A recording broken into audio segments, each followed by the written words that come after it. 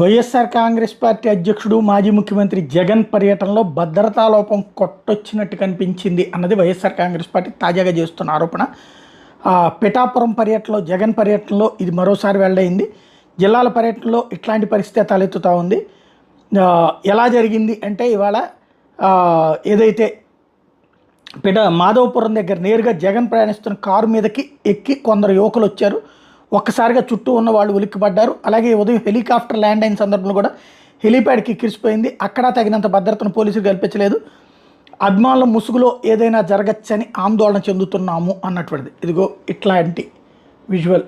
అంటే వాళ్ళైతే ప్రేమతోనే వస్తారు, ఇందులో డౌట్ ఏం లేదు. ప్రేమతో వచ్చి ముద్దు పెట్టుకున్నటువంటి అంశాలు ఇక్కడ ప్రొజెక్ట్ చేస్తున్నారు. ఇట్లాగ ప్రేమతోనే వచ్చారు. అయితే సమస్య, ఇప్పుడు ప్రేమతో వచ్చారు, రేపు పొద్దున ఎవరైనా ప్రమాదకరంగా వస్తే